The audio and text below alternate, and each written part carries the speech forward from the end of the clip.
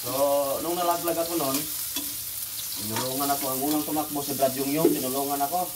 So, na-slide pa siya, nababa patuloy siya. Si Bay Irwin naman yung tat sa buongon.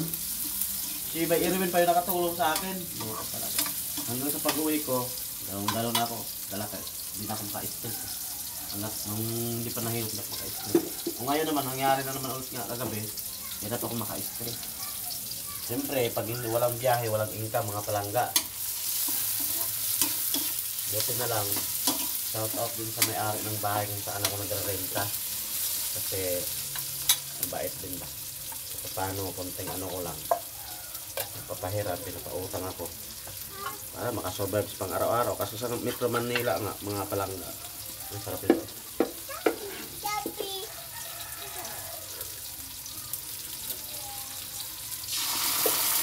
Wala akong income araw-araw mga palangga.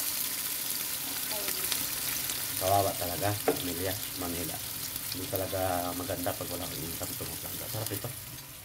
Ano ba pa nito? Tuyo man, no? Kailangan tuyo. Sarap ng mga palangga, oh. Guwapa kaya mo sardinas. Lagi natin ng tuyo, no? Sa tuyo ka pagkabrihat din ako din. Sa lain mo siyang destinasyon mo. Kuan, okay na na. Diba? Sarap nito. Ajinomoto na to. Kaya hanggang ngayon sobrang sakit talaga. Naghanap ako ng manghihilot dito. Mamayang gabi pa daw. Mamayang gabi pa ako mahilot. So, ito na. Ang hawak. Binugoy niya akong bugoy. Naghanap ako ng manghilot mga palangga. Yan, guwapa ka ito ang anong palangga. Sardinas. Lagyan ko ng sabaw yan. Pasuyong ako tubig na lang mang. Sakit talaga igalaw yung ano ko mga palangga. Igalaw ng biwang. Grabe.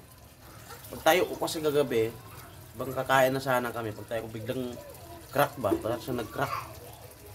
Sakit. Lagyan mo tubig mo. Nagwala niya yung bugoy ko.